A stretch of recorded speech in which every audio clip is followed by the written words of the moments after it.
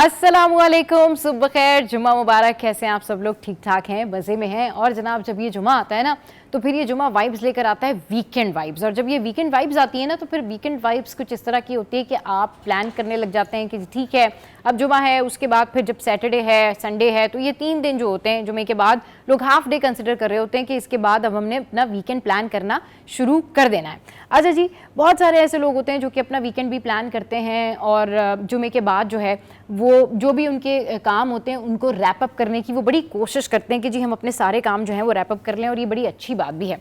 अच्छा, आज शो के आगाज़ में हम बात करते हैं कि अपने आप को संभालना किसे कहते हैं। यानी बहुत सारे लोग ये कहते हैं कि भाई हम पर बहुत सारी मुश्किलात हैं, हम पर बहुत सारी परेशानियां हैं, लेकिन पता नहीं क्यों हमारी परेशानियां सॉल्व नहीं होती, पता नहीं क्यों क्या प्रॉब्लम है कि हमारे मसले सॉल्व नहीं होते। हम बहुत सारी दुआएं करते हैं लेकिन पता नहीं क्यों हमारी दुआएं कबूल नहीं होती। तो अल्लाह ताला हर मांगी हुई दुआ को कबूल फरमाते हैं और अल्लाह ये दुआ आपके किसी ऐसे वक्त के लिए रख लेते हैं जब आपको सबसे ज़्यादा ज़रूरत होती है।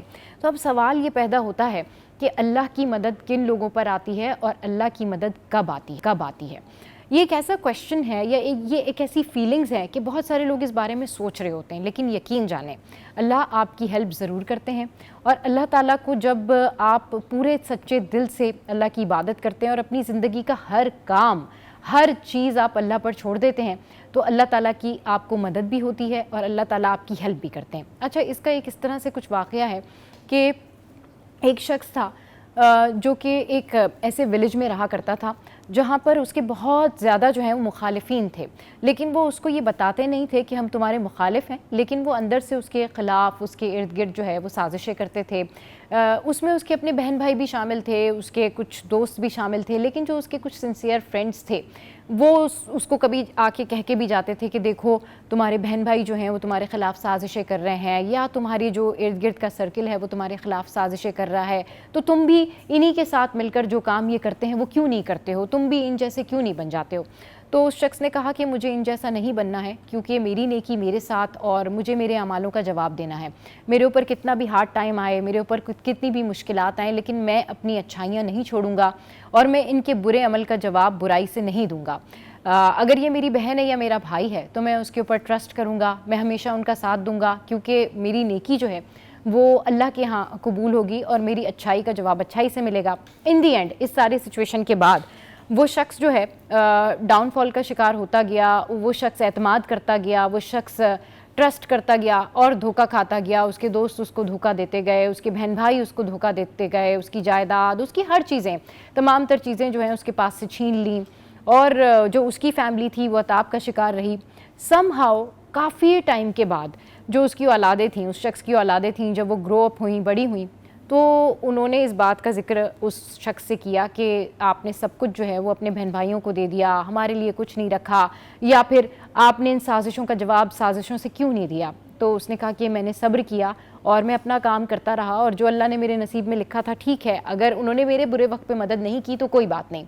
समहाउ एक ऐसा टाइम आया कि उसके वही बहन भाई, उसके वही दोस्त अहबाब एक ऐसी मुसीबत का शिकार हुए कि वहाँ पर उस गांव में एक कहना चाहिए कि कोई ज़ॉम्बी टाइप का बंदा या कोई एक ऐसा शख्स जिसको हम ये कह सकते हैं कि मिसगाइडर उनके ऊपर नाजिल हो गया।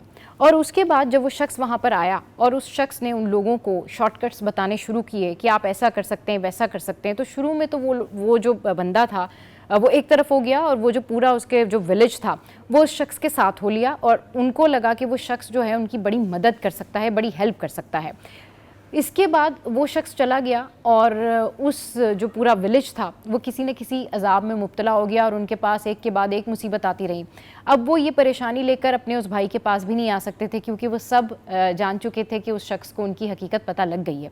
तो समहाउ अल्लाह ताला ने उस शख्स की इस तरह से मदद करना शुरू की कि उस शख्स पर जो मुसीबतें थीं वो ख़त्म हुई, उस शख्स पर जो उनकी साजिशें थीं उनके राज खुल गए। और इसके बाद अल्लाह ताला ने उसकी मदद इस तरह से की कि उसके जो बच्चे थे वो इतने इस काबिल हुए, बड़े हुए और उसके लिए दुनिया जहान की तमाम तर चीज़ें की और हक हलाल के साथ कमाना शुरू किया। और हक हलाल के साथ वो जो उसके बच्चे थे वो उन अमीर लोगों से बहुत ज़्यादा बेहतर थे विलेज में, जो सर झुका के चला करते हैं, जो सर झुका के चलते थे। तो हमेशा अल्लाह की नुसरत, अल्लाह की मदद आपके साथ जब आती है जब आप सब्र करते हैं। अल्लाह की नुसरत, अल्लाह की मदद आपके पास जब आती है जब आप पूरा अपना आप सरेंडर कर देते हैं। तो जहाँ रहें अल्लाह से डरते रहें और ये ज़रूर याद रखें कि अल्लाह ताला आपकी सोची हुई एक एक अच्छी इंटेंशन को भी ज़ाया नहीं करता। तो हमने अल्लाह से डरते रहना है और आज के दिन हमने यही दुआ करनी है कि अल्लाह ताला हमारे तमाम तर जो मामलात हैं उनको ठीक रखे और हमें ईमान कामिल पर रखे और दुनिया की कोई भी ताकत वो हमें हमारे बुराइयों पर ना लेकर जाए बल्कि अच्छाइयों में ही रखे। आगे बढ़ते हैं और अब कुछ बात कर लेते हैं कि ज़िंदगी में अपने आप को बैलेंस रखना बड़ा ज़रूरी है। और ये बैलेंस किस तरह से रखा जा सकता है? ये बैलेंस इस तरह से रखा जाता है कि जब आप कोशिश करते हैं किसी चीज़ को खूबसूरत बनाने की, चाहे वो आपका चेहरा हो, चाहे वो आपकी ओवरऑल पर्सनैलिटी हो, तो उसके लिए आपको कोशिश करना होती है और इस कोशिश में शामिल होते हैं बहुत सारी ऐसी चीज़ें जो कि आप अप्लाई करते हैं। और रोज़ाना हम आपको एक अच्छी बात के साथ साथ आपको खूबसूरत बनाने के तरीके भी बताते हैं। तो खूबसूरत बनने का पहला तरीका तो ये है कि जिन लोगों को अपनी नाक से होता है बहुत ज़्यादा प्यार, तो वो कर सकते हैं एक रेमेडी। वो इस तरीके से कि बहुत सारे लोग ये शिकायत करते हैं कि उनकी नाक की जो शेप है वो अच्छी नहीं है या उनको अपनी नाक अच्छी नहीं लगती और इस वजह से वो सर्जरीज़ की तरफ जाते हैं या फिर उनकी नाक में बहुत ज़्यादा ब्लैक हेड्स होते हैं। तो सबसे पहले तो आपने रोज़ाना सुबह उठकर अच्छे से ब्रीदिंग करनी है और अपनी जो नाक है उसका मसाज करना है। और उसके बाद फिर आपने हफ्ते में 1 या 2 दिन इस तरह से करना है कि कोई भी आपने जो है पेस्ट लेना है, कोई भी पेस्ट आप ले सकते हैं और उसके बाद जो है वो आप अपनी नाक पर लगाएं और उसके बाद आप उस पेस्ट के ऊपर जो है जब आपको फील होता है कि आपको बहुत ज़्यादा ब्लैक हेड हैं, तो उस पेस्ट को जब आप लगाते हैं थोड़ी देर छोड़ दें और उसके बाद जो नींबू का छिलका होता है उससे रब करें और फिर उसको रिमूव करें। तो आप देखेंगे कि आपकी नाक से जो है और ब्लैक हेड्स और वाइट हेड्स जो हैं वो रिमूव हो जाएंगे। तो ये बड़ा ज़बरदस्त जो है वो तरीका है कि आप इससे अपनी जो नाक के ब्लैक हेड्स हैं और वाइट हेड्स हैं वो साफ़ कर सकते हैं और अपनी नाक को खड़ी भी कर सकते हैं। वैसे पता नहीं लोग क्यों कॉम्प्लेक्स का शिकार होते हैं। अल्लाह ताला ने आपको जैसा बनाया ना, आपको वैसा रहना चाहिए और उसमें आपको फ़ख्र महसूस करना चाहिए। कॉन्फिडेंस जो होता है ना वो सारी चीज़ होती है। खैर, खूबसूरत रहना हर किसी का हक है और ये कोशिश आप करें। देखिए आपके जो ब्लैक हेड वाइट हेड्स हैं वो ख़त्म हो जाएंगे। रोज़ाना सुबह आपने उठ के अपनी नाक का मसाज ज़रूर करना है। अच्छा जी, अब कुछ हम आपको बताते हैं कि आप किस तरह अपने मैदे का जो हाजमा है उसको बेहतर बना सकते हैं और उसको आप इस तरह से बेहतर बना सकते हैं कि तरबूज़ खाएं जी। तो तरबूज़ खाने का टोटका जो है वो बराए तेज़ हाजमा और मैदे की जो बेहतरी है उसके लिए बड़ा ज़बरदस्त है। अगर आप तरबूज़ खाने के बाद आपके पेट में गैस होता है या फिर आपको भारीपन महसूस होता है तो फिर ये टोटका जो है वो आप आजमा सकते हैं। क्योंकि बहुत सारे लोग बहुत शौक से तरबूज़ खाते हैं लेकिन उसके बाद वो ये कंप्लेन करते हैं कि हमारा मैदा जो है वो भारी हो रहा है और फिर हमें गैस की शिकायत हो रही है। तो आप क्या करें, तरबूज़ के जो कतले हैं यानी टुकड़े जो होते हैं वो आप कर लें, काट लें और उन पर हल्का सा काला नमक और काली मिर्च छिड़क कर खाएं। फ़ायदा क्या होता है इससे? आपका हाजमा बेहतर होगा, पेट में गैस नहीं बनेगी, जिस्म में ठंडक तवाज़ुन जो है वो बरकरार रहता है और गर्मियों में फिर ये लू से बचाव में भी मददगार साबित होता है। तो ये है जनाब ज़बरदस्त टोटका जो हमने आपके साथ में किया है शेयर।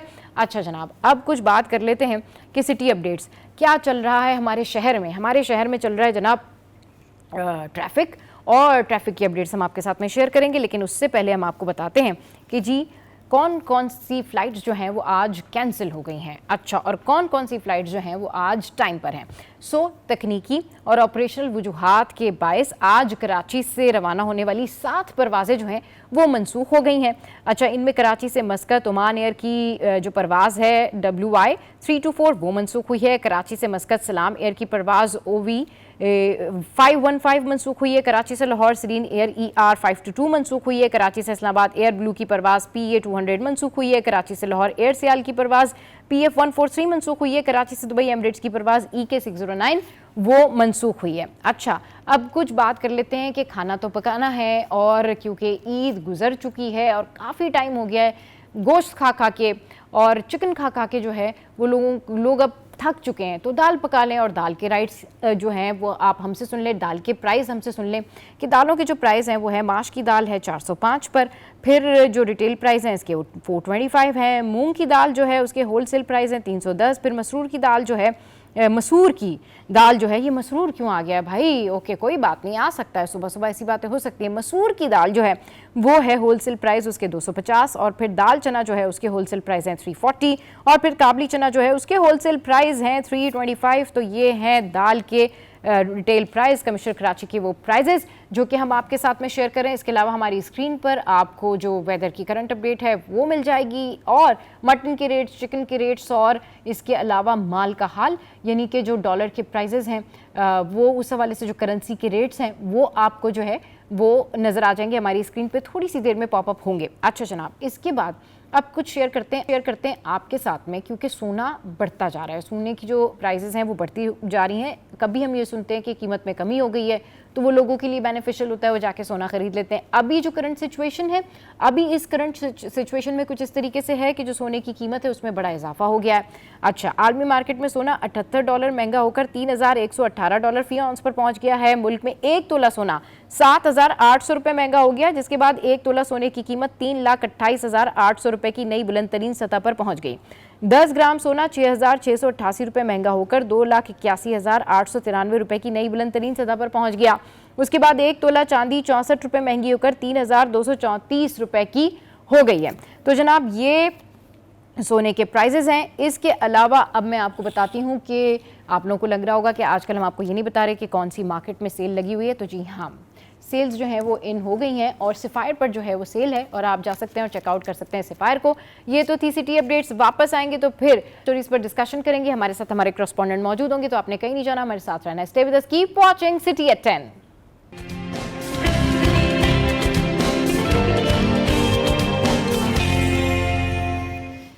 Welcome back. तो जनाब हमारे कॉरेस्पॉन्डेंट ने इस वक्त हमें ज्वाइन किया है, और अभी जो सबसे पहले हम खबर शामिल करने जा रहे हैं, स्पोर्ट्स से बड़ी अच्छी अच्छी खबर सामने आ रही है, और ये जो खबर मैं आपके साथ में शेयर करने जा रही हूँ इसके ऊपर वाकई हमारी जो अंडर 23 है उन्होंने बहुत ज़बरदस्त काम किया है। सदर, वज़ीर आज़म, वज़ीर दाखिला की नूर जमान को अंडर 23 वर्ल्ड स्क्वॉश चैंपियनशिप जीतने पर मुबारकबाद, और ये मुबारकबाद उनकी जानिब से दी गई है। सदर मुमलिकत आसिफ जरदारी, वज़ीर आज़म शहबाज शरीफ और वज़ीर दाखिला और चेयरमैन PCB मोहसिन नकवी ने कौमी स्क्वैश खिलाड़ी नूर जमान को अंडर 23 वर्ल्ड स्क्वैश चैंपियनशिप जीतने पर मुबारकबाद दी है। दिस इज़ रियली ग्रेट, और हम यही तो कहते हैं कि पाकिस्तान में बड़ा टैलेंट है, और पाकिस्तानी जो प्लेयर्स हैं, पाकिस्तानी जो टैलेंट है वो किसी से भी पीछे नहीं है। अच्छा जनाब, नूर जमान ने under 23 world cup squash championship जीत ली है। कराची में होने वाली फाइनल मुकाबले में उन्होंने मिस्र के करीम अल तुर्की को 2 के मुकाबले में 3 गेम से शिकस्त दी। कौमी खिलाड़ी को उनकी जबरदस्त कामयाबी पर सदर मुमलिकत आसिफ अली जरदारी, वज़ीर आज़म शहबाज शरीफ और वज़ीर दाखिला और chairman Pakistan cricket board PCB Mohsin Naqvi ने उन्हें मुबारकबाद दी है। सदर मुमलिकत ने अपने बयान में कहा कि नूर जमान ने फाइनल समेत पूरी चैंपियनशिप में बेहतरीन खेल पेश किया।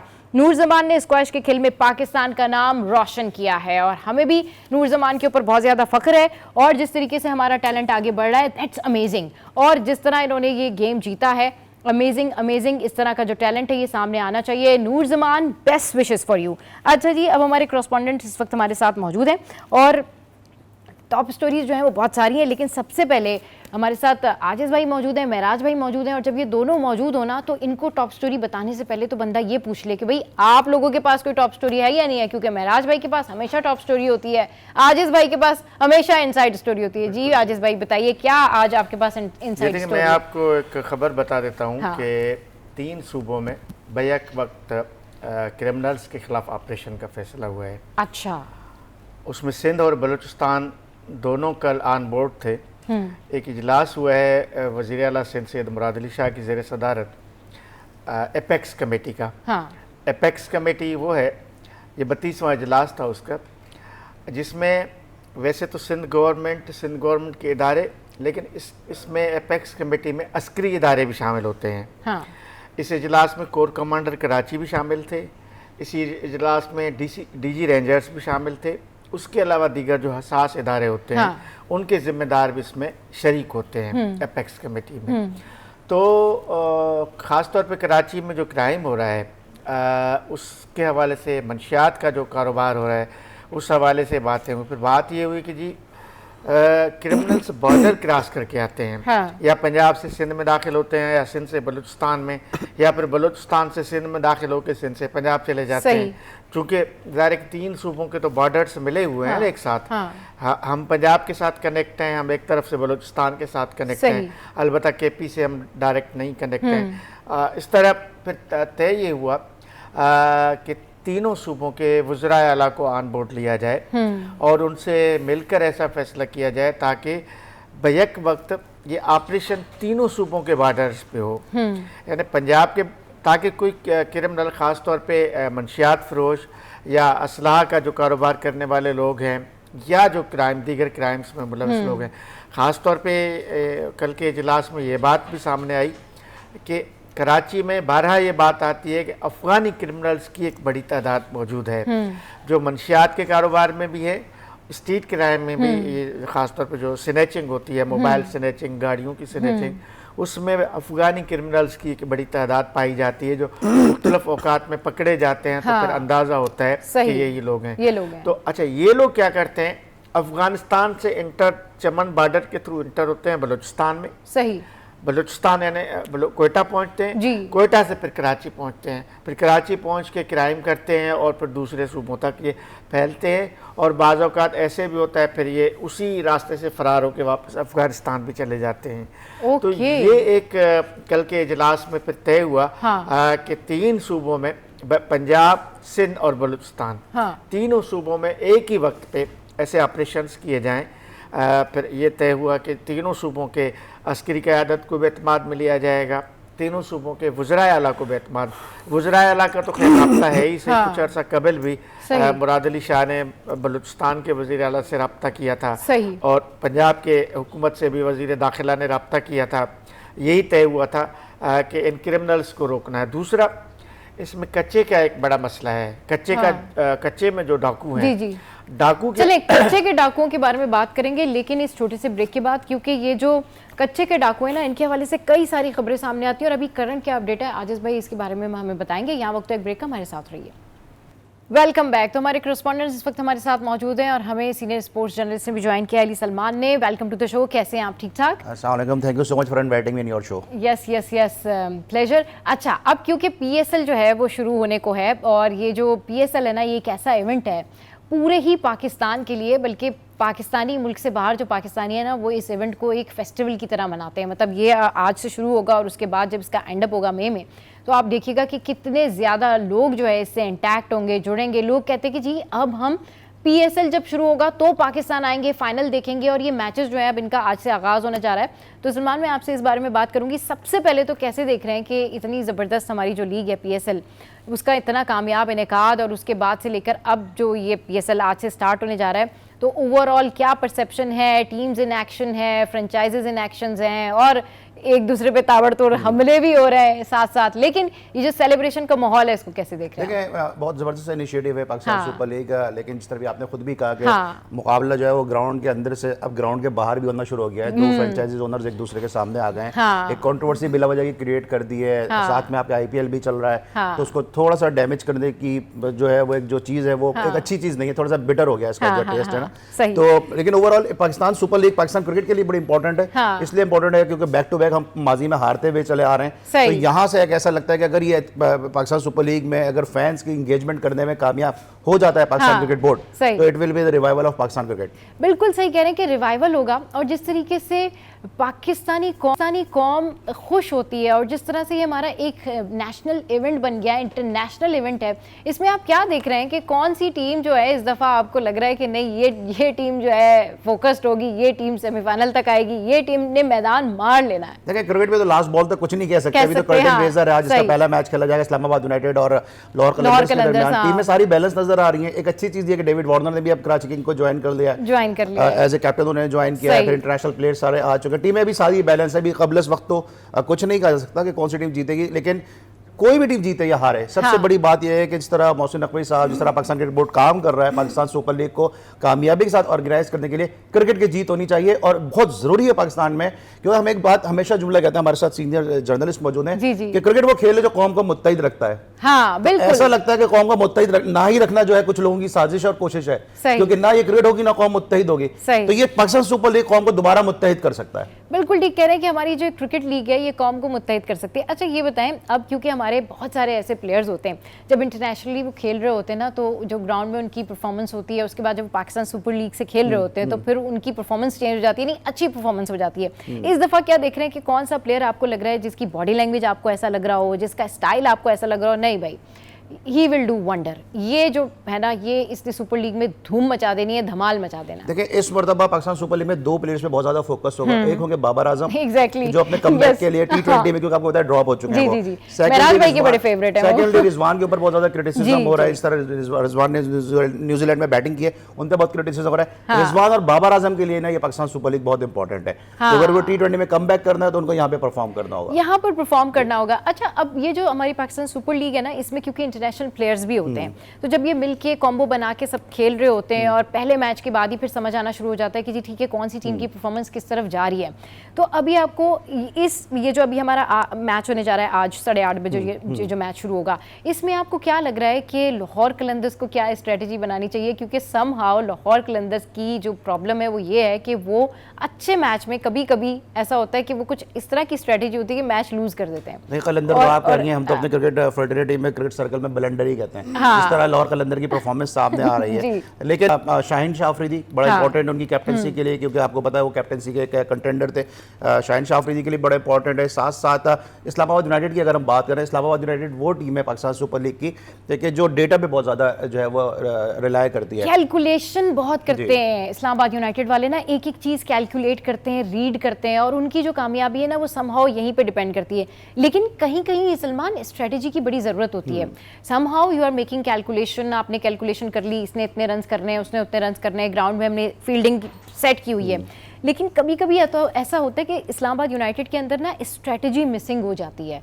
वो उनका बड़ा मुझे लगता है उनका कि जो सबसे ड्रॉबैक एलिमेंट लगता है ना वो ये लगता है कि वो शादाब खान को जो टॉप ऑर्डर में भेजते हैं, उनको एज ए बैट्समैन जो है वो खिला रहे हैं, बैट्समैन को नीचे करके एक शादाब खान को एज ए बैटर वो इंट्रोड्यूस करने की कोशिश करते हैं। लेकिन उनका हमेशा से एक चीज रही है इस्लामाबाद यूनाइटेड की कि उनका जो टॉप ऑर्डर है ना वो पावर प्ले का बहुत अच्छा यूज करते हैं। दूसरी तरफ लाहौर कलंदर की बॉलिंग अच्छी है, शाहीन शाह अफरीदी आपको पता है वेल नोन है, इब्तिदाई ओवर्स में विकेट लेने के लिए बड़ा अच्छा कॉन्टेस्ट और भाई खेल भी लेते हैं, बैटिंग के लिए भी आ जाते हैं वो, मतलब बड़ा अच्छा कॉन्टेस्ट होगा दोनों के दरमियान। लेट्स सी के क्या रिजल्ट आता है। लेट्स सी भाई, आज मैं तो बहुत ज्यादा एक्साइटेड हूँ। महराज भाई हमारे साथ मौजूद है। महराज भाई, पाकिस्तान सुपर लीग का आगाज बस होने को है और बस सीटियां बजने के लिए तैयार हैं, खेल जमेगा और जबरदस्त सेलिब्रेशन होने जा रही है। कितने एक्साइटेड हैं आप? अब तो बता दें आपकी फेवरेट इसमें टीम कौन सी है? मैंने तो अभी नहीं बताना, ये सरप्राइज डिस्क्लोज नहीं करना है मैंने। आप बताएं आपकी फेवरेट टीम कौन सी है? लाहौर कलंदर्स है, इस्लामाबाद यूनाइटेड है, मुल्तान सुल्तान्स है, कराची किंग्स है, कौन से वाले आपके फेवरेट हैं?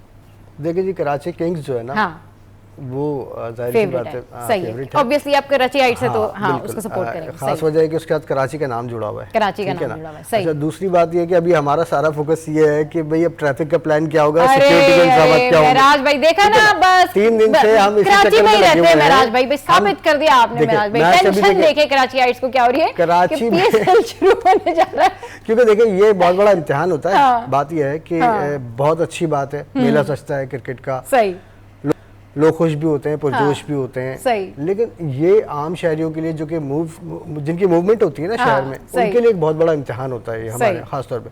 कि जबकि कराची में तामीराती और तरक्याती काम मतलब इतनी बड़ी तादाद में चल रहे हैं कि पहले ही वो लोग जो है परेशान रहते हैं। तो अब हमारा भी 2-3 दिन से हम यही प्लान कर रहे हैं बैठ के कि भाई जो ट्रैफिक पुलिस प्लान दे रही है तो उसके मुताबिक वो जो ट्रैफिक जिसने वहां से गुजरना था तो वो कहाँ से जाएगा। आप यकीन करेंगे कल हमारी बहस की वजह से वो प्लान दोबारा चेंज हुआ है। अच्छा जी हाँ, डीआईजी ट्रैफिक से हमारी बात हुई, हमने बोला कि भाई आपने ये सब दे तो दिया हमें नक्शा बना के, प्रेस रिलीज भी जारी कर दिया, ठीक है ना। लेकिन आप ये बताइए कि भाई ये जो मखसूस कुछ जगहें थी जिनका हमने इनको निशानदेही की तो उनके समझ में आई कि वाकई ये बात तो है। तो उसके बाद रात को उन्होंने फिर से इसको प्लान को चेंज किया। तो बहरहाल खुशी की बात तो ये है कि इस कराची में जहाँ पर लाशें गिरती थी, जहाँ पर हालात खराब रहते थे और बदनाम किया हुआ था इस कराची को, उस कराची में अब जो है वो क्रिकेट के मेले सजना शुरू हो गए, मैचेस होना शुरू हुए हैं। तो बड़ा फर्क पड़ा है। लोगों में बड़ा इससे जो है ना अंदर से वो कहते हैं, उनकी फीलिंग्स आती है कि यार कराची में कुछ भी ऐसा नहीं है, क्योंकि आप कराची से बाहर निकल जाए। मैं देखें पाकिस्तान में कई शहरों में ट्रैवल किया मैंने, वो लोग पता नहीं क्यों खौफजदा होते हैं, ठीक है ना। मुल्क से बाहर भी लोग कराची को ऐसा बनाया हुआ उन लोगों ने कि यहाँ तो जैसे बंदे को बिला वजह ऐसी जाते भी गोली मार दी जाती है। तो ये उन सब लोगों के लिए मैसेज है, सही बात है। और वजीर दाखिला भी खैर से जो है उनकी भी काविशें इसमें है सारी, ठीक है ना।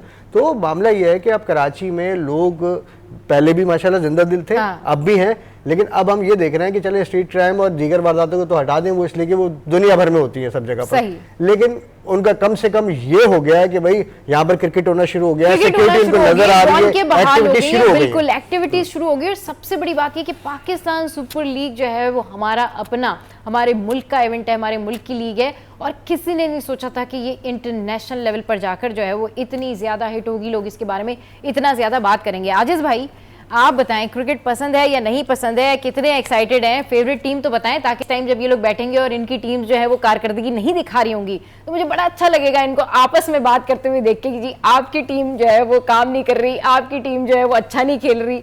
अपनी पहले फेवरेट आपकी हो गई कराची किंग्स होती हैं। जी जी जी, और मैंने तो डिस्क्लोज करना नहीं है, मैं लास्ट में बताऊंगी मेरी टीम कौन सी है, फाइनल के बाद बता देंगे। फाइनल से एक दिन पहले बता दूंगी।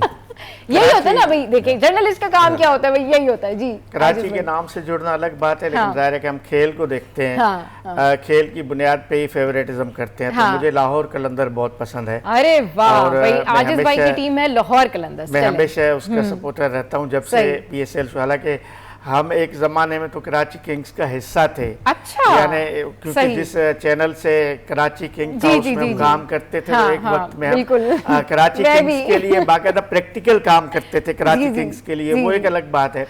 और वो अच्छी बात है कि कराची की टीम है, जाहिर है कि इस हिसाब से हमें उससे बहुत प्यार है, मोहब्बत है, लेकिन खेल के हवाले से जैसे मैंने बताया कि लाहौर कलंदर्स मुझे पसंद है। लेकिन दूसरी बात जो महराज भाई ने जो बात की, ये बिल्कुल सच है कि जब से PSL शुरू हुआ है, इन्होंने बात की, PSL ने लोगों को जोड़ा है।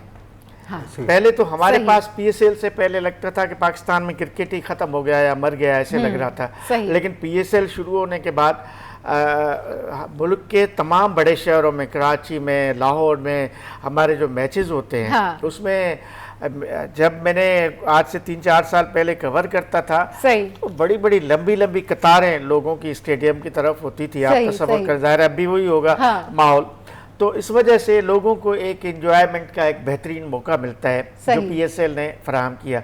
दूसरा जो आपने बात की, जा रहा है पाकिस्तान की सुपर लीग है, तो सबसे बड़ी बात तो ये है कि पाकिस्तान की अपनी, मेरा सिर्फ इसमें यह है कि हालांकि PSL के थ्रू नौजवानों को बहुत मौके मिलते भी हैं, बहुत सारे नए खिलाड़ी इससे पैदा होते हैं, लेकिन मेरा अभी भी ये ख्याल है कि ज़्यादा से ज़्यादा नौजवानों को मौका देना चाहिए, ताकि हम जैसे अब बाबर आजम और रिजवान की हम बात कर रहे हैं ना, ताकि उनकी जगह भी तो लेने वाला कोई पैदा हो जाए। कल का आने वाला बाबर आजम कौन होगा, आने वाला रिजवान कौन होगा, ये PSL के थ्रू होना चाहिए। कल के आने वाले रिजवान और बाबर कौन होंगे, बस एक ब्रेक लेते हैं, वापस आ रहे हैं, बस बात रहेगी। इजाफा कर दूंगा, अगर आजिज भाई कोई और टीम कहते हैं ना, मुझे अफसोस होता क्योंकि कलंदर वो टीम है जिसने अपने फैंस को आजिज किया हुआ है। अरे चले जी, अभी हमारे पास फ्यूचर में बाबर आजम कौन होंगे, फ्यूचर के रिजवान कौन होंगे, इस पर भी बात करेंगे, लेकिन छोटे से ब्रेक के बाद। आपने कहीं नहीं जाना, हमारे साथ रहना, स्टे विद अस।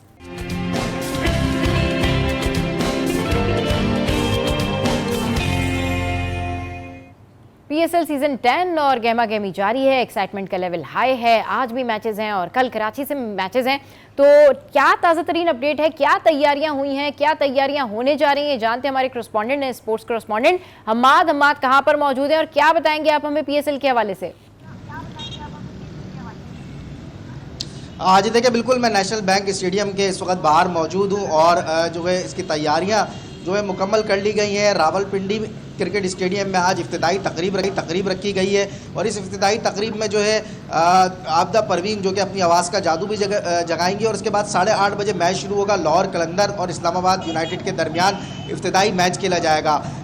जो है इसके अलावा जो है शायकीन काफ़ी पुरजोश नज़र आ रहे हैं। अगर बात की जाए कराची की, कराची किंग्स और मुल्तान सुल्तान का जो मैच है वो 12 अप्रैल यानी कल खेला जाएगा। मैच कल 8:30 बजे शुरू होगा। नेशनल बैंक स्टेडियम में जो तैयारियां हैं वो भी मुकम्मल कर ली गई हैं। स्टेडियम के अंदर जो है स्पॉन्सर्स की ब्रांडिंग के साथ आउटफील्ड को खूबसूरत बनाने के लिए जो है वो डबल जो है वो हैंडलिंग की गई है, जिसमें ग्रास को एक जगह से हल्का और एक जगह से लाइट किया गया है ताकि आउटफील्ड जो है काफ़ी खूबसूरत नज़र आए। अगर बात की जाए जो है इस स्पाइडर कैम्प की, तो स्पाइडर कैम्प भी जो है वो नब्ज़ कर दिया गया है। इसके साथ साथ डिजिटल बाउंड्रीज़ लगा दी गई हैं। और जो चैंपियंस ट्रॉफी से कबल पहले जो डिजिटल स्क्रीन स्कोर बोर्ड लगे थे उनको भी उनकी भी इंस्पेक्शन कर दी गई है। शायकीन जो है काफ़ी पुरजोश हैं अपने फैंस को देखने के लिए। कराची किंग्स में जो है डेविड वार्नर जो कि ऑस्ट्रेलिया के कप्तान हैं, वो इस वक्त कराची किंग की ऑस्ट्रेलिया के जो बैटर हैं जो कि कराची किंग के कप्तान हैं, उनको देखने के लिए शायकीन क्रिकेट काफ़ी पुरजोश है क्योंकि वो जाराना बल्लेबाज हैं। तो हमें उम्मीद यही की जा रही है कि शायकीन की एक बड़ी तादाद कल नेशनल बैंक स्टेडियम का रुख करेगी कराची किंग्स को या फिर मुल्तान सुल्तान में जो उनके फैंस हैं उनको सपोर्ट करने के लिए। PSL का ये 10वां एडिशन है जिसको कामयाब बनाने के लिए पाकिस्तान क्रिकेट बोर्ड भी जो है वो हर तरीके से मेहनत कर रहा है कि PSL का जो 10वां एडिशन है जिसको एक्स का नाम दिया गया है इसको कामयाब बनाया जाए। चलिए जी, बहुत शुक्रिया अपडेट करने के लिए। हम बात में बता रहे थे कि किस तरीके से तैयारियां जारी हैं, कराची में मैचेस हैं। सलमान भाई, कल से जो है वो कराची में मैचेस हैं, रौनकें बहाल होने जा रही हैं और जो लोग मुल्तान सुल्तान के फैंस हैं डेफिनेटली वो भी उनको सपोर्ट करने के लिए आएंगे। कैसे देख रहे हैं आप सिटी ऑफ लाइट्स? रौनक से ज्यादा जो मैंने अभी आपसे इब्तिदा में कहा कि दोनों जी ओनर्स के दरमियान जो कंट्रोवर्सी है इसको लेके मैच बड़ा इंपॉर्टेंट हो गया है। एक तरफ कराची किंग है, सलमान इकबाल साहब के स्टेटमेंट आ रहे हैं, दूसरी तरफ अली तरीन साहब के स्टेटमेंट आ रहे हैं मुल्तान सुल्तान के लिए। तो अब ये जो राइवलरी है ना इन दोनों के दरमियान वो कल के मैच में नजर आएगा और ये फैंस के लिए बहुत अच्छा है, फैंस के लिए अच्छा है, फैंस के लिए बहुत अच्छा है कि दोनों टीमें बड़ी मेहनत से खेलेंगी कल। सही। अच्छा, ये बताएं जो आप कराची किंग्स का लाइनअप देख रहे हैं वर्सेस मुल्तान सुल्तान, बैलेंस लग रहा है दोनों टीमों में, या आपको लगता है नहीं कहीं कोई लैक है? मुझे मुल्तान सुल्तान की टीम्स में इस दफा ऐसा लगता है कि मुल्तान सुल्तान की टीम्स में कुछ प्लेयर्स जो हैं वो डिसअपॉइंटमेंट क्रिएट कर सकते हैं। मैं अभी थोड़ी देर में बताती हूँ उनके, लेकिन पहले आपका मैं पॉइंट ऑफ व्यू लेना चाहूँगा। देखिए अभी बहुत मैंने पहले भी कहा कबल इस वक्त होगा क्योंकि क्रिकेट है, T20 क्रिकेट है, इसमें आप लास्ट बॉल तक कुछ कह नहीं सकते। दोनों टीमें बड़ी बैलेंस नजर आ रही हैं।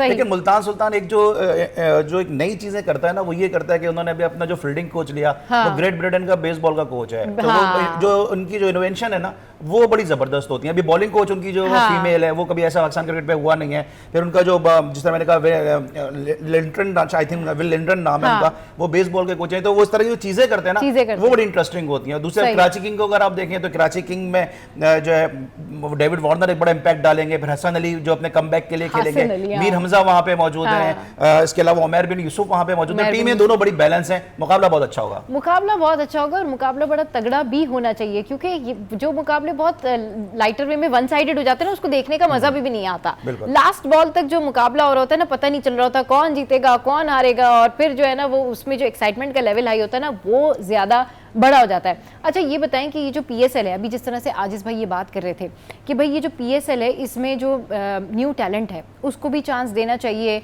और उनको भी आगे लेकर आना चाहिए ताकि हमें पता तो चले कि हमारे फ्यूचर के जो बाबर आजम है वो कौन होगा, हमारे फ्यूचर से जो रिजवान है वो कौन होगा, फ्यूचर में आगे आके ये जो हमारे लेजेंड्स हैं इनको कौन फॉलो करेगा, जरा इस बारे में बताएं। अपार्ट फ्रॉम दैट कि बाबर आजम की जो परफॉर्मेंस है या बाबर आजम के बारे में जिस तरीके से लोग बात कर रहे हैं वो एक अलग बात है, लेकिन ऑब्वियसली हर क्रिकेटर पर डाउनफॉल आता है जाता है, तो ये तो it's a part of game. जी सलमान भाई, देखिए टैलेंट को तो मौका मिल रहा है, ऐसा नहीं कि टैलेंट को मौका नहीं मिल रहा है, लेकिन वो टैलेंट क्या नर्चर होकर आगे पाकिस्तान टीम तक जा रहा है, ये बड़ा इंपॉर्टेंट क्वेश्चन है। क्योंकि हमारा टीम का कल्चर एक ये है कि हम शायद रिप्लेसमेंट पे जा ही नहीं रहे हम, और क्योंकि जो सीखना था आपने वैसे ही पाकिस्तान टीम में आके लर्न तो आपको पाकिस्तान टीम में आके करना है ना। तो उस टैलेंट को आपने PSL को में आप अभी जादाद खान आया PSL से आया, फिर फखर जमान आया, फिर अभी बहुत सारे ऐसे प्लेयर हैं, उमर बिन यूसुफ अभी PSL खेल रहे हैं, बहुत सारे ऐसे प्लेयर हैं जो PSL से आगे नर्चर होकर आ रहे हैं, लेकिन पाकिस्तान टीम में उनको उस तरह एप्रोप्रिएट अपॉर्चुनिटीज मिल रही हैं या नहीं मिल रही, ये एक बहुत बड़ा सवाल निशान है। और यहाँ पे PSL में समझता हूँ थोड़ा सा लैक इसलिए करता है क्योंकि हम जो ओवरसीज प्लेयर्स हैं, ये ओवरसीज स्टाफ है, उस पर हम बहुत ज्यादा फोकस करते हैं। दुनिया में कहीं ऐसा नहीं होता कि वो अपने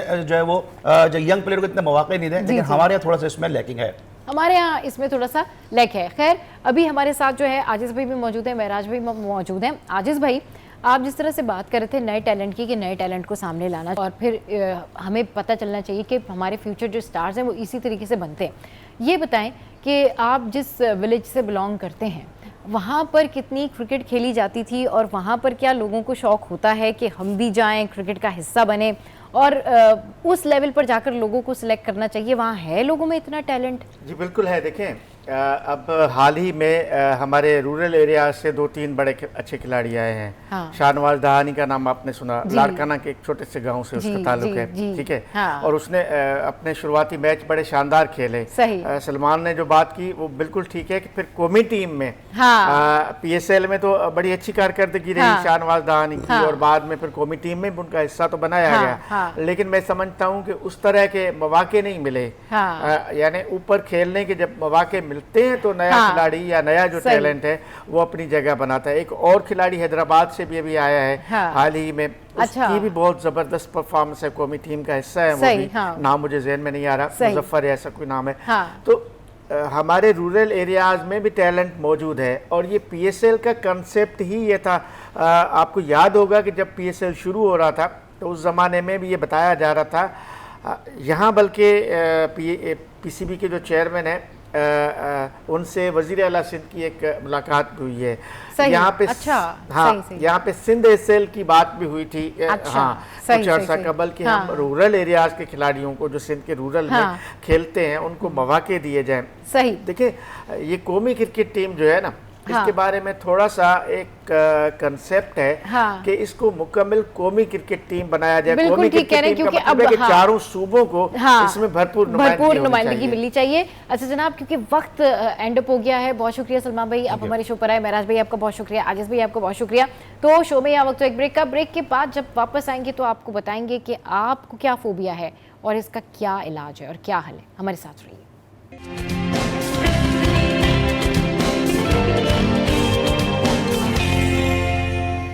वेलकम बैक। तो जनाब अब क्योंकि PSL का सीज़न है और PSL की बातें हो रही हैं, तो क्यों ना PSL के बारे में जो है वो हम आपको डिटेल में बताएं कि जनाब होने क्या जा रहा है। तो PSL सीज़न 10 का आज से आगाज़ हो रहा है।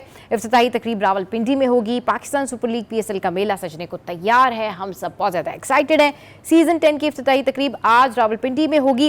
इफ्तिताही तकरीब का आगाज़ शाम 7 बजे रावलपिंडी क्रिकेट स्टेडियम में होगा, जिसमें मारूफ गुलकार परफॉर्मेंस का जादू जगाएंगे। तकरीब में मशहूर फनकारा जो हैं आबदा परवीन, अली जफ़र, अबरारुल हक, नताशा बेग, तलहा अंजुम और यंगस्टर्स जो है वो परफॉर्म करेंगे, और इस मौके पर शानदार आतिशबाजी का मुजाहरा भी होगा। इवेंट के लिए सख्त हिफाजती हिसार तैयार किया गया है। गर्म मौसम में लीग का इनेकाद एक चैलेंज तो है। क्रिकेट की दुनिया के कई बड़े नाम कमेंट्री में भी आपको नजर आएंगे, जिनमें इंग्लैंड के साबिक कप्तान सर एलिस्टर कुक, वसीम अकरम, MCC के साबिक सदर मार्क निकोलस के नाम जो हैं वो काबिल जिक्र हैं। तो ये ज़बरदस्त जो है वो होने जा रही है एक सुपर लीग, जिसका आगाज़ आज से हो रहा है। अच्छा, अगर इसकी डिटेल में आपके साथ में शेयर करूँ ना, तो कुछ इस तरीके से है कि जो इस्लामाबाद यूनाइटेड के कैप्टन हैं वो हैं शादाब खान, और इनके जो हेड कोच हैं वो हैं माइक हैसन। अच्छा, फिर कराची किंग्स जो हैं इनके जो कैप्टन हैं वो हैं डेविड वार्नर, और फिर इनके जो हेड कोच हैं वो हैं फिल सिमंस। अच्छा, इसके बाद अगर मैं लाहौर कलंदर्स की बात करूं तो लाहौर कलंदर्स के जो कैप्टन हैं वो हैं शाहीन शाह अफरीदी, और इनके हेड कोच हैं आकिब जावेद, एंड मुल्तान सुल्तान के जो हेड कोच हैं वो अब्दुल रहमान हैं, और इनके कैप्टन हैं मोहम्मद रिजवान। इसके अलावा पेशावर ज़ल्मी के जो हेड कोच हैं वो डैरन समी। अच्छा जी, और पेशावर ज़ल्मी के कैप्टन जो हैं वो बाबर आजम हैं। इसके अलावा कोयटा ग्लेडिएटर्स के जो हेड कोच हैं वो हैं शेन वॉटसन, और इनके जो कप्तान हैं वो है रायली रोसो। तो ये तो जनाब मैंने आपके साथ में शेयर किया कि कौन कौन इनके कैप्टन हैं। अब मैं आपको कुछ बताती हूँ कि PSL का आगाज़ जो है वो 2016 में हुआ था, और ये पाकिस्तान क्रिकेट बोर्ड के तहत हर साल खेला जाने वाला T20 क्रिकेट टूर्नामेंट है, और अब तक खेले गए सीरीज़ और मैचेस जो हैं तकरीबन उसमें ये 9 सीरीज़ मुकम्मल हो चुकी है, जिनमें मजमूई तौर पर 2024 पर 306 मैचेस भी खेले जा चुके हैं। और ये जो PSL का सीज़न है 2025 में अब ये इनका 10वां सीज़न है, और 11 अप्रैल से लेके 18 मई तक जो है ये मैचेस होंगे। इसके अलावा रावलपिंडी में जो शेड्यूल मैचेस की तादाद है वो मैचेस होने जा रहे हैं 11, कराची में 5 मैचेस होंगे, और इसी तरीके से मुल्तान में भी 5 मैचेस होने जा रहे हैं।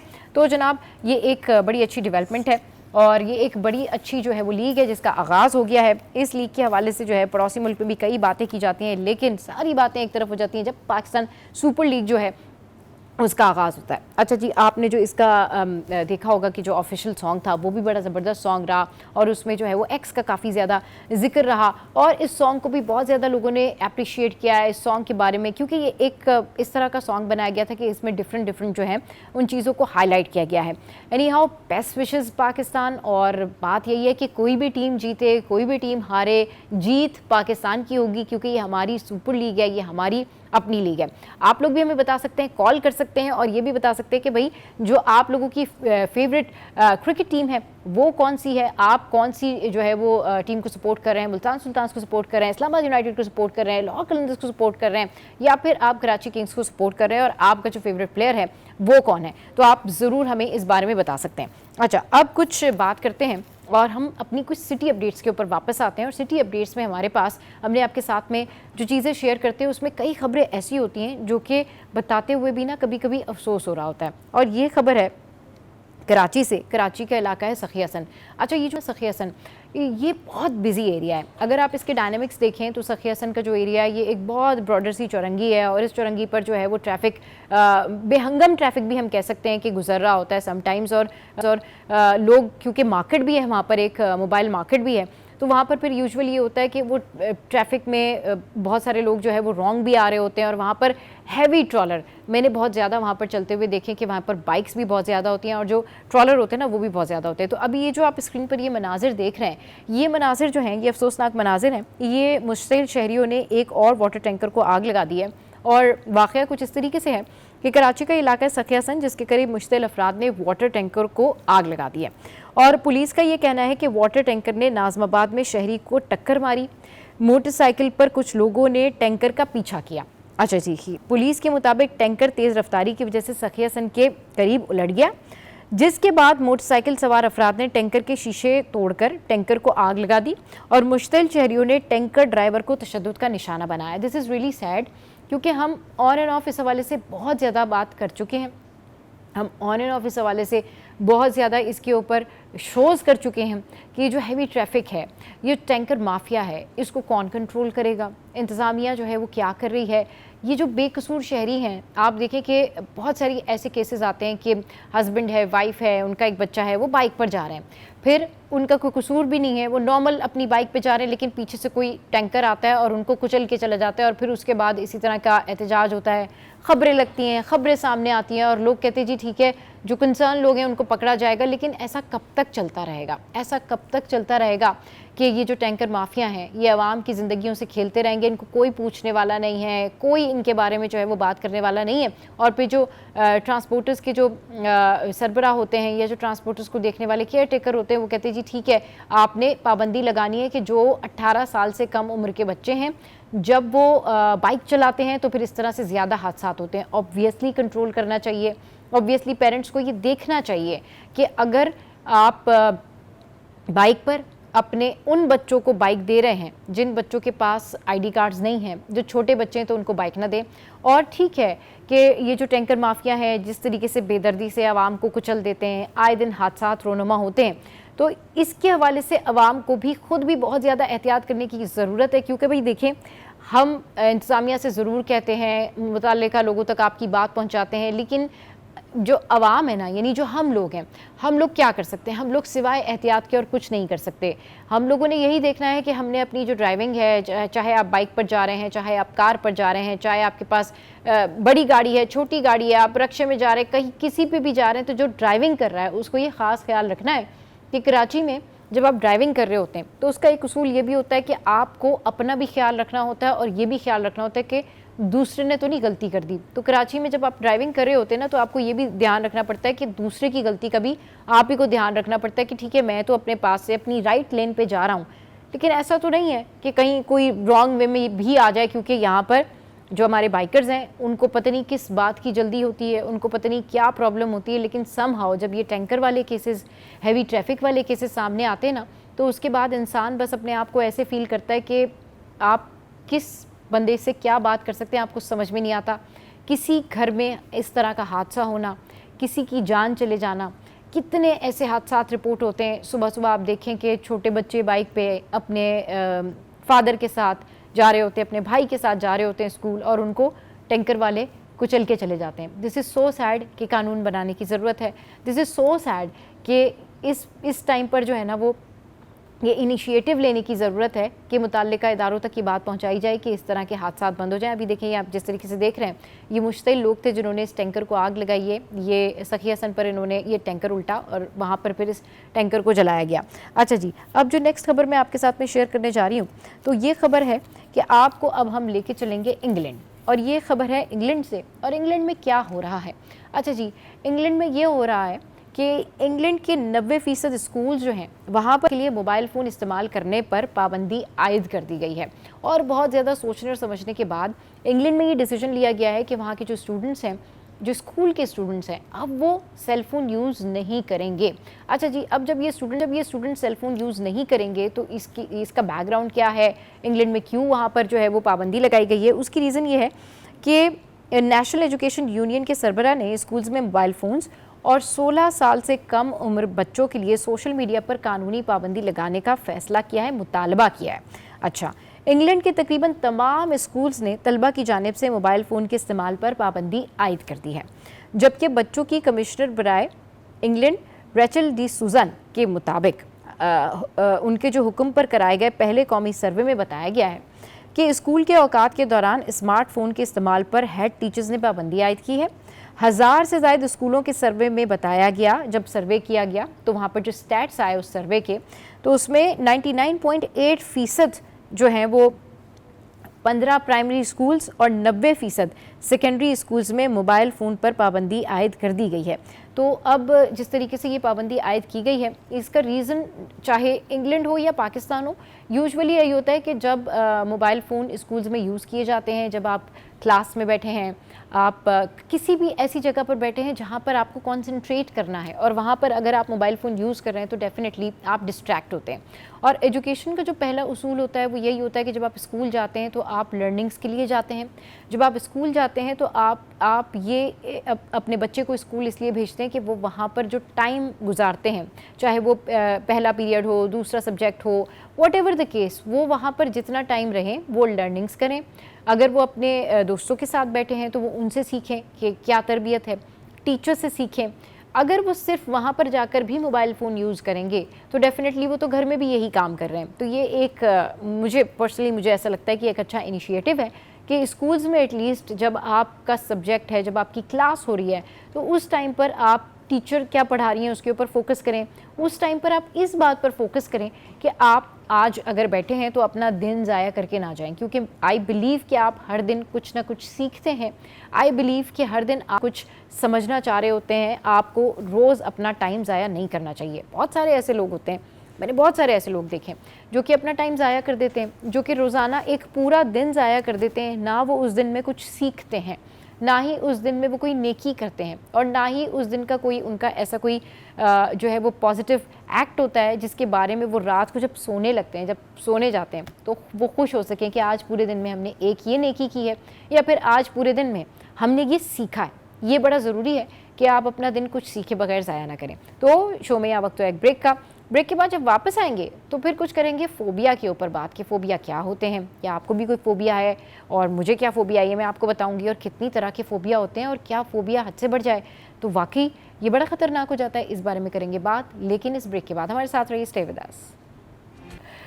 Welcome back. तो जनाब, आज हम बात करेंगे फ़ोबिया के ऊपर, और फ़ोबिया के ऊपर जो है वो बात करने के लिए हमें ज्वाइन किया बड़ी प्यारी पर्सनैलिटी ने। अस्सलाम वालेकुम, कैसी हैं आप? ठीक ठाक? वालेकुम अस्सलाम, अल्हम्दुलिल्लाह। आप कैसे ये हो? बताएं, आज आप जो है वो बड़ी प्यारी लग रही हैं, राज क्या है? PSL की वजह से ज़्यादा तैयारियां चल रही हैं? आई थिंक ये भी है, और वो कहते हैं ना कि आप जिस माहौल में रहते हैं उसका इफेक्ट होता है, हाँ। तो वो आपकी ब्यूटी का रिफ्लेक्शन अरे ये क्या बात है भाई। अच्छा, बस फिर मेरा रिफ्लेक्शन तो काम का भी बहुत है, फिर आपको काम का रिफ्लेक्शन ज्यादा पड़ जाएगा। बिल्कुल, इंशाल्लाह। अच्छा जी, ये बताएं कि फ़ोबिया कितने तरीके के होते हैं, और फ़ोबिया मतलब फ़ोबिया से निकलने का तरीका क्या होता है? पहले तो ये बताएं फ़ोबिया क्या है, फ़ोबिया कितने तरीके का होता है, और इससे बाहर कैसे आ जा सकता है? ओके, अच्छा, हम अगर अमेरिकन साइकेट्रिक एसोसिएशन, क्योंकि पूरी वर्ल्ड के अंदर उसी के रेफरेंस से तमाम हाँ। डायग्नोस्टिक प्रोसेस हो गए, या फिर पर्सनालिटी डिसऑर्डर्स हो गए या किसी भी किस्म के डिसऑर्डर्स हो गए, वो उसी के रेफरेंस से डायग्नोस किए जाते हैं और उसी के रेफरेंस से देखे जाते हैं। तो DSM एक हम कहते हैं कि साइकोलॉजी की बाइबल है, diagnostic statistic manual, DSM short form में। उसके रेफरेंस से फोबियाज जो है वो 3 तरह के होते हैं। सही। तो सबसे पहला फोबिया जो है वो बिल्कुल नॉर्मल स्पेसिफिक फोबिया आप जिसको आप कह लें, और वो किसी भी सिचुएशन से हो सकता है। जैसे हम नाउन की डेफिनेशन से, मैं जो हमारे व्यूअर्स हैं वो देख रहे हैं उनको समझाने के लिए आसानी के साथ कि कोई भी ऑब्जेक्ट हो गया या कोई सिचुएशन हो गई स्पेसिफिकली, उसके हवाले से अगर आपको कोई डिस्ट्रेस या डिस्कम्फर्ट का सामना करना पड़ रहा है तो उसको हम कहते हैं स्पेसिफिक फोबिया। फिर एक फोबिया आ जाता है जिसको हम सिचुएशनल कहते हैं, कि कोई स्पेसिफिक सिचुएशन होती है जिसको आप बहुत ज़्यादा इग्नोर करने के लिए कोई ना कोई कोपिंग मैकेनिज़्म इस्तेमाल करते हैं। और ये दोनों फोबियाज़ मैं बता दूं कि बड़े आसान होते हैं और इसकी रोज़मर्रा ज़िंदगी के ऊपर कोई बहुत ज़्यादा असरात मरतब नहीं होते। थोड़ी बहुत आपकी लाइफ की चीज़ें चेंज होती हैं, डिस्टर्ब होती हैं, लेकिन देन आप उसको ओवरकम कर लेते हैं, कोप अप कर लेते हैं। अच्छा, ये बताइएगा डॉक्टर माना कि कुछ लोगों को समंदर पे जाने से फोबिया होता है, कुछ लोगों को हाइट फोबिया होता है, कुछ लोगों को जो है वो बहुत यानी रश वाली जगह पे जाने से फोबिया होता है। कौन सा फोबिया सिवियर होता है और क्या ये फोबिया सबको होते हैं?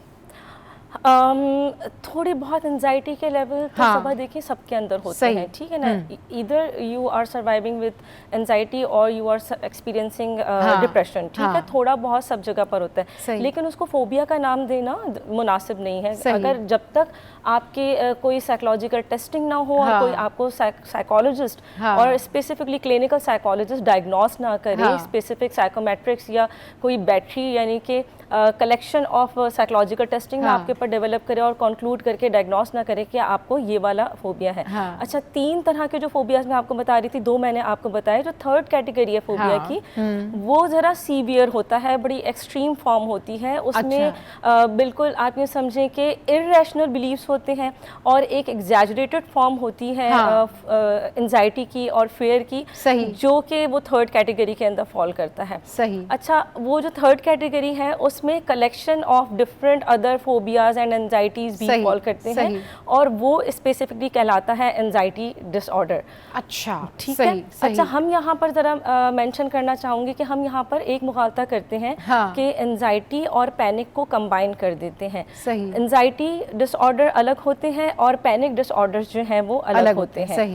एंजाइटी डिसऑर्डर्स स्पेसिफिकली फ्यूचरिस्टिक होते हैं, उनका कोई ना कोई रूट कॉज होता है, उसका कोई ना कोई ट्रीटमेंट प्लान होता है और रूट कॉज के ऊपर काम किया जाए तो वो चीज़ें ठीक हो सकती है, लाइफ ब्यूटीफाई हो सकती है, बिहेवियर अच्छा हो सकता है, प्रोडक्टिविटी क्रिएटिविटी में इजाफा हो सकता है और लाइफ की एक्सपेक्टेंसी बढ़ जाती है, क्वालिटी बढ़ जाती है। और पैनिक डिसऑर्डर्स जो हैं वो उनका कोई बेसिक रूट कॉज नहीं होता। तो एंजाइटी अटैक में और पैनिक अटैक में बेसिक फर्क ये है। अच्छा, इसका हल क्या है? अब फर्ज करें कि फैमिली पिकनिक पे जा रही है और किसी को समंदर का फोबिया है, एक्वाफोबिया कहलाता है, कोई नहीं जाना चाहता या कोई जाके वहां पर लोगों की पिकनिक खराब कर रहा है। ऐसे लोगों की एंजाइटी लेवल को दूर करने के लिए और ऐसे लोगों को अपने साथ पिकनिक पे एंजॉय कराने के लिए समटाइम्स ये होता है कि बहुत सारे लोग जबरदस्ती करते हैं और आपने देखा होगा कि वो जबरदस्ती खींच के उनको समंदर तक ले जा रहे होते हैं, वो कहते हैं हम नहीं जाएंगे, कुछ नहीं होता। क्या ये ठीक है कि जिस शख्स को फोबिया हो, अगर किसी को डॉग से डर लगता है, ठीक है ना, आप देखती होंगी कि बहुत सारे पेट लवर्स होते हैं। अब जैसे मेरे बहुत सारे ऐसे फ्रेंड्स हैं जिनके पास डॉग्स हैं, लेकिन मैं इस वजह से उनके घर नहीं जाती कि नहीं यार तुम्हारे घर पे तो हाँ डॉग है, मैंने नहीं आना क्योंकि मुझे डर लगता है, ठीक है। तो दे डोंट फोर्स मी कि अच्छा ठीक है हम आ जाते हैं, ओके फाइन, आपके दोस्त बहुत अच्छे, हाँ बिल्कुल, अच्छा ठीक है हम आ जाते हैं, या फिर वो मुझे फोर्स नहीं करते तो I feel better. But sometimes जिन लोगों को फोबिया होता है लोग उनके साथ जबरदस्ती करते कि नहीं आप ये काम करो कुछ नहीं होता, ये क्या वाकई ठीक है उनकी मेंटल हेल्थ के लिए? नहीं, of course mental sanity disturb होती है। हाँ। और because they are not psychologist, ये वर्स्ट हो सकता है, ऑफ कोर्स क्यों नहीं वर्स्ट हो सकता है। एंड फिर उसके बाद कलेक्टिवली कोई दूसरा fair of public dealing, fear of open places, fear of talking with peers and friends and cousins। फिर उसके बाद फिर अब ये इतने कलेक्टिवली इतने सारे फोबियाज एंड फियर्स कनेक्ट हो गए, अब जो है वो पर्सनैलिटी डिसऑर्डर डेवलप होगा। अभी तक तो हमने एंजाइटी डिसऑर्डर की हाँ, बात की, फिर हमने हाँ, पैनिक हाँ, डिसऑर्डर की बात हाँ, की कि कोई फॉर एग्जांपल एक सिचुएशन है, अब उस बंदे को पानी से फोबिया था, चाहे उसे पता था या नहीं पता था, हाँ, लेकिन उसकी वोकैबुलरी से पता चल रहा है कि he is not interested to go, मगर उसको ले जाके जबरदस्ती पानी में लेके जाएंगे कि नहीं कुछ नहीं होता, एंजॉय करो हमारे साथ। अब उसका इम्पैक्ट पड़ता है पर्सनालिटी के ऊपर उस पर्सन की। फिर पर्सनालिटी डिसऑर्डर तो फिर बहुत, वो तो बड़ी एक्सट्रीम फॉर्म है, तो वो वर्स्ट हो जाता है, उसका उसका हार्ट रेट ज्यादा हो Exactly. सकता है, उसको साइकोलॉजिकल कोई डिसऑर्डर, सडन उसको कोई हम टेंशन हो सकता है। symptomatology के बारे में अगर बात फोर्स करें- एनीवन के भाई ये काम करें। एग्जैक्टली हाँ, अच्छा, सिम्टोमेटोलॉजी के बारे में अगर बात करें तो पैल्पिटेशन, आपकी सांस का ऊपर नीचे होना, हाँ, हाइपरवेंटिलेशन, फिर उसके बाद हार्ट बीट आपकी बढ़ जाना, आपको ट्रिमर्स होना, आपको ट्रेम्बलिंग होना, शेकिंग होना, हॉट फ्लैशेस होना, कुछ लोगों को कोल्ड फ्लैशेस होते हैं, फिर उसके बाद उनकी बॉडी कांपना, एंड इसी से रिलेटेड हाँ, और दूसरे पर हाँ, हेल्थ के इश्यूज आपके सामने आते हैं। पर्सनालिटी का एक पार्ट बन जाता है कि एक दफ़ा अगर आपको खौफ लग गया किसी का एक्सट्रीम लेवल के ऊपर और किसी स्पेसिफिक पर्सन की वजह से, तो अब उस स्पेसिफिक पर्सन की वजह से जितनी भी बातें उस बंदे ने बर्दाश्त कर रखी थी, अब वो बातें बर्दाश्त नहीं होंगी। तो मैंने एक बड़ा बिग कॉन्टेक्स्ट शेयर कर दिया कि एक छोटे से पानी में जाने वाले या पिकनिक पे जाने वाले एक इवेंट को लेके आप इस फॉर्मूले को अंडरस्टैंड कर सकते हैं कि अब आप उस बंदे से इरिटेट हो रहे हैं, फ्रस्ट्रेट हो रहे हैं, चिढ़ रहे हैं, अब आपकी पहले जैसी दोस्ती नहीं है। ये क्यूरेबल है, मतलब किसी को फोबिया हो तो उसको ठीक किया जा सकता है, ग्रेजुअली स्लोली उसको ट्रीटमेंट दी जा सकती है। फोबियाज जो हैं वो 10 वीक्स तक रहते हैं। इसका ट्रीटमेंट जो है वो बहुत ही आसान है कि आप 10 वीक्स, मिनिमम 10 वीक से लेके मैक्सिमम ये चलता है तकरीबन 6 मंथ्स तक चलता है, ठीक है। और वो mild, moderate, severe and chronic की शेप में जाता है। हाँ, क्रॉनिक अगर हो जाए तो फिर आपको ड्रग थेरेपी की ज़रूरत पड़ती है, और ड्रग थेरेपी में आप SSRI लें, सेरोटोनिन रिएप्टेक इनहिबिटर्स लें, लेकिन मैं ये रिकमेंड करूंगी कि हम जिस तरह से सेल्फ मेडिकेशन करते हैं, नीम हकीम खतरा जान, सेल्फ मेडिकेशन नहीं करनी है। और जो फोबियाज डॉक्टर ने बताए हैं, डॉक्टर माना ने, डेफिनेटली ये बड़े सिवियर फोबियाज होते हैं। और हमेशा याद रखेंगे जिस शख्स को फोबिया है उससे ज़िद ना करें। उसको अगर आपने हॉर्स राइडिंग करानी है, समंदर पर लेकर जाना है, स्विमिंग करानी है या जंपिंग करानी है, तो ग्रेजुअली स्लोली उसको उस चीज़ की आदत डलवाएं। सडन किसी को पिकनिक पे ले जाना, सडन किसी को अपने घर में बुला के कहना मेरे पास डॉग्स हैं तो मत डरो और नहीं डरो नहीं डरो, इससे ना साइकोलॉजिकल डिसऑर्डर क्रिएट होता है। इससे कोई शख्स बहुत ज़्यादा स्ट्रेस में जाता है और इससे आपकी अपनी पर्सनैलिटी भी खुलकर सामने आती है कि you are too much cruel to apply a rule on somebody के नहीं, you have to do this. तो इस तरह के फोबियाज से बचा जा सकता है, ये क्यूरेबल है, ट्रीटेबल है, but don't force anyone to do anything. यहाँ पर वक्त तो एक ब्रेक का, ब्रेक के बाद जब वापस आएंगे तो फिर आपके साथ में मजीद और गुफ्तगू करेंगे और दिलचस्प सवालात जो हैं वो अपने शो का हिस्सा बनाएंगे।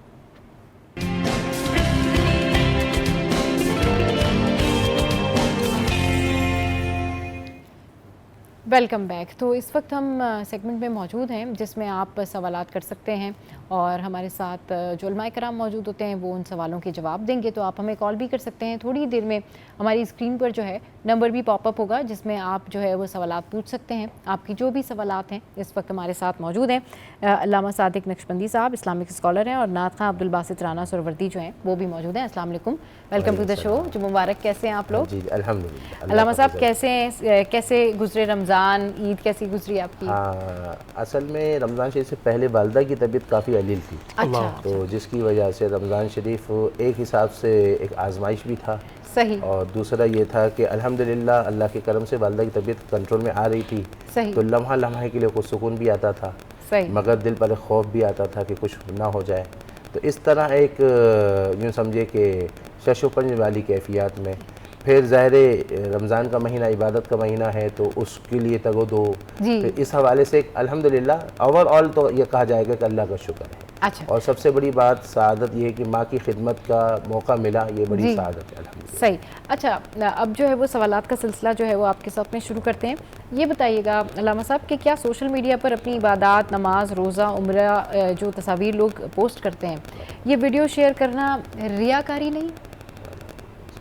असल में देखें, आज का दौर तो ये है कि बंदा जो इबादत जितना छुप कर करेगा, आज का दौर नहीं हर दौर में जी, उतना अल्लाह के बारगाह में मुकर्रब होगा, कुर्ब होगा। बाज़ दफ़ा तो ऐसे ऐसे बुज़ुर्ग गुज़रे हैं कि जो मकाम विलायत पर पहुँचे होते थे मगर उनकी बीवी को भी नहीं पता होता था कि वो किस मंजिल पर हैं।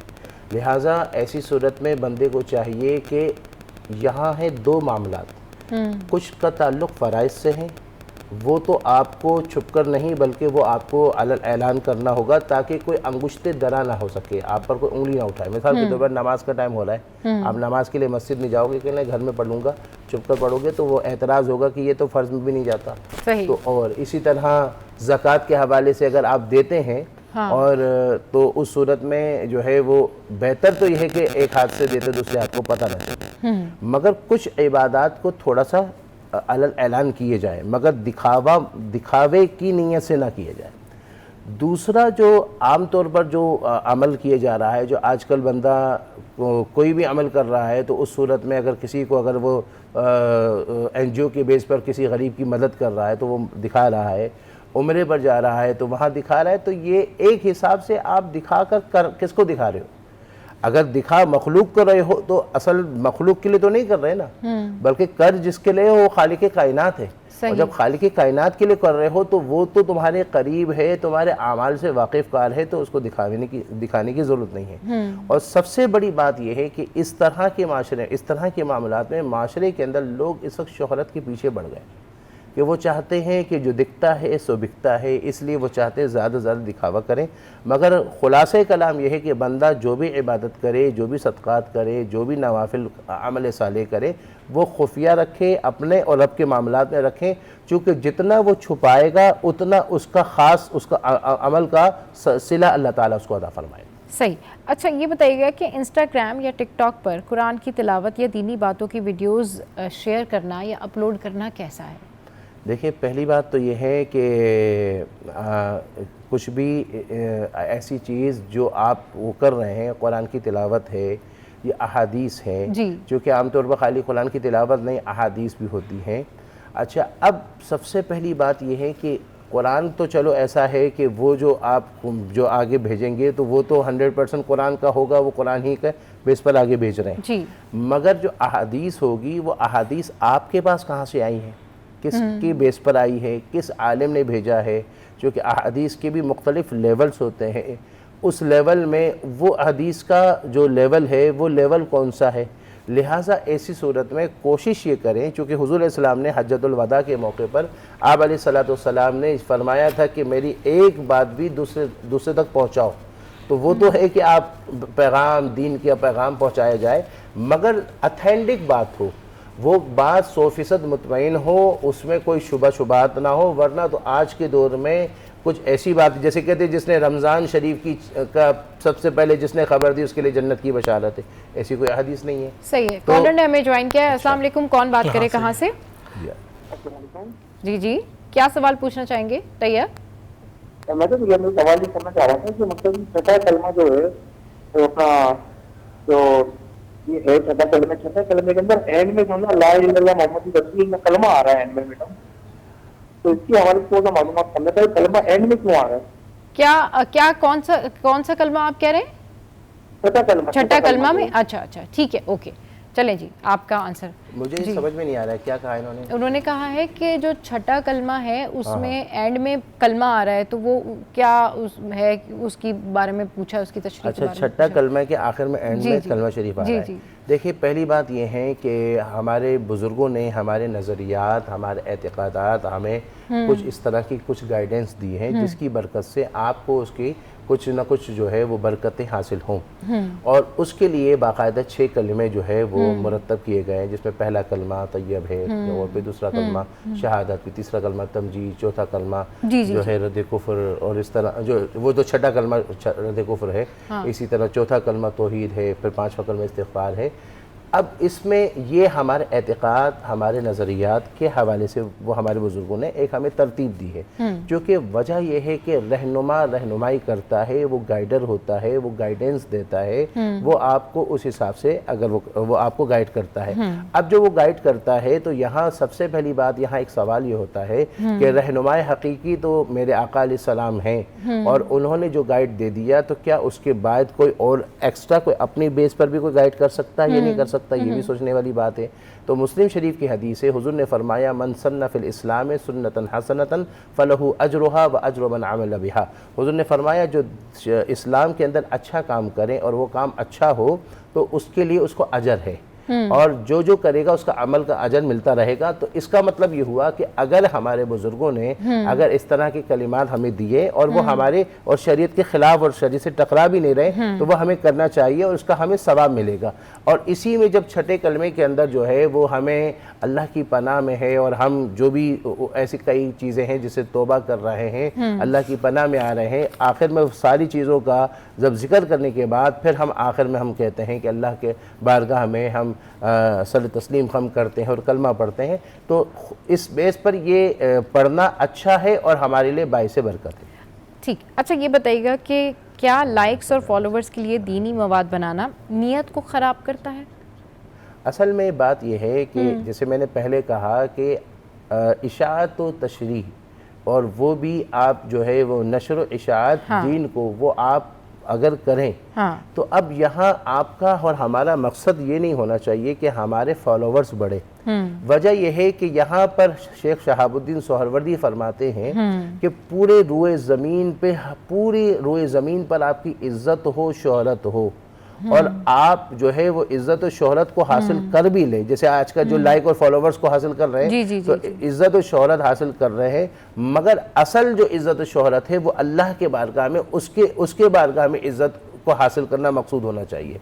लिहाजा इसलिए बंदा जो है अपनी नीयत को रखे, ये नीयत रखे कि मैं अपने दीन की जो पैगाम मुझे मिला है, जो काम की बात है, वो आगे मैं बढ़ाऊं ताकि आगे इस्लाह हो, आगे पैगाम पहुँचे, दीन का पैगाम खालिस जो दीन का पैगाम है वो आगे से आगे बढ़ते जाए, लोगों को पहुँचता चले जाए, मगर उसका मकसूद अल्लाह की रज़ा हो, अल्लाह राज़ी हो, ना कि वो लाइक और फॉलोवर्स की बेस पर वो करें। चूँकि लाइक और फॉलोवर्स की बेस पर करेगा तो क़यामत के मैदान में उसको कहा जाएगा जो तुम्हारा ख्वाहिश थी ना कि तुम्हें इज्जत मिले, तुम्हें लाइक्स मिले, तो वो मिल गए, तुमने हमारे लिए थोड़ी किया कि तुम्हें उसका सिला मिलेगा, तो वहाँ पर कुछ नहीं होगा।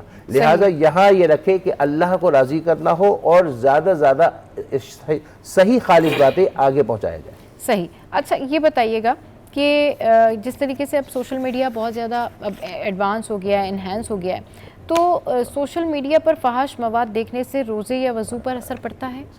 देखिए, सबसे बड़ी बात यह है मेरी बहन कि सबसे बड़ा इस वक्त जो साजिश है वो इन मुसलमानों को बेहया करने की कोशिश में लगे हुए हैं। सही। और हुजूर अलैहिस्सलाम की बारगाह में हुजूर एक जगह से गुजरे तो वहाँ आपने देखा कि एक शख्स अपने भाई को नसीहत कर रहा था, आपने फरमाया छोड़ दो, अगर नहीं है तो हया नहीं होगी तो किसी काम का नहीं। सही। और यहाँ तक हुजूर ने फरमाया कि इज़ा लम तस्तही फसना मा शिअता, जब तुम्हें हया ना रहे तो जो चाहो सो करो, यानी जो बेहया होगा वो बेलगाम हो जाएगा। और इस वक्त मुसलमानों को बेहया और करने की बहुत बड़ी प्लानिंग चल रही है कि इन मुसलमानों को बेहया कर दो, बेहया होगा बेलगाम होगा, बेलगाम होगा बेईमान होगा, अंदर ईमानी जो है वो सब हालतें ख़त्म होती चली जाएगी।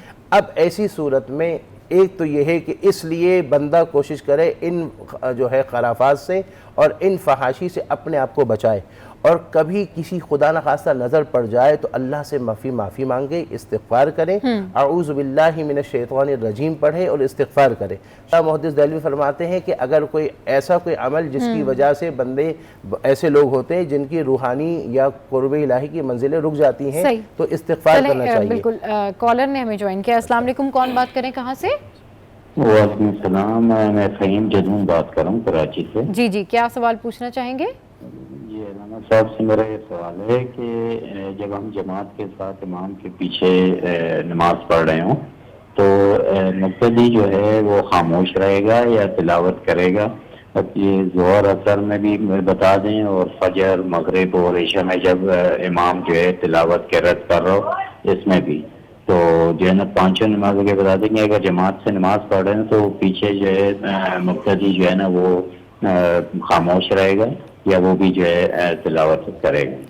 चलिए जी, ठीक है, आपका क्वेश्चन आ गया है। यहाँ वक्त तो एक ब्रेक के बाद जब वापस आएंगे तो फिर इनके जो क्वेश्चन है उनका आंसर जानेंगे। हमारे साथ रहिए।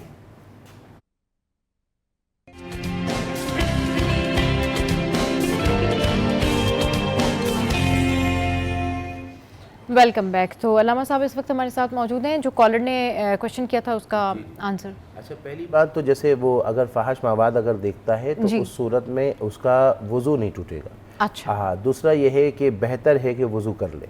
सही। ये भी है।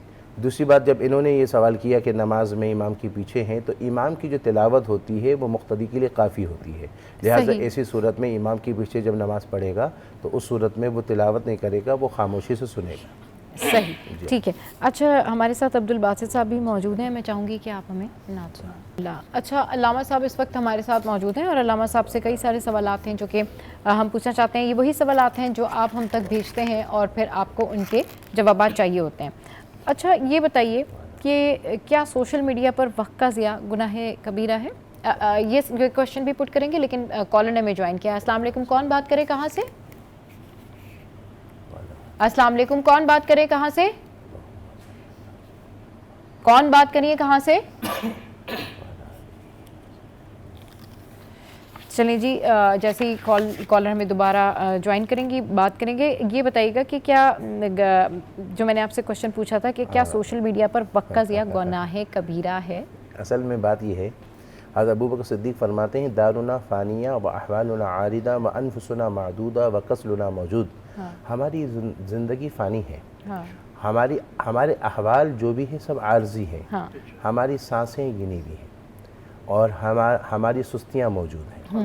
अब मामला ये है कि हमारी जो सांसें अल्लाह ने हमें दिया, तो बुखारी शरीफ की कुरान की जो आयत का एक तज़किरा बुखारी शरीफ की आखिरी हदीस में भी आता है, मनदउल मवाज़ीन अल-क़िस्ता, के मीज़ान में बाकायदा हम जो है वो इंसाफ के साथ तोलेंगे।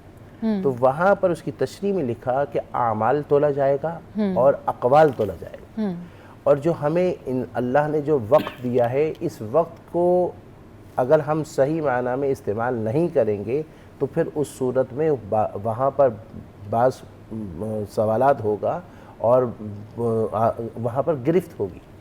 अब वही वक्त है जिसमें आप बैठ कर तस्बीह पढ़ें और अपनी ज़िंदगी अल्लाह का कुर्ब हासिल करें। वही वक्त है कि अगर आप मोबाइल में आप ऐसे काम की चीज़ जो आपकी तरक्की का बायस बने वो आप इस्तेमाल करते हैं, उसमें आपका वक्त का ज़िया नहीं होगा।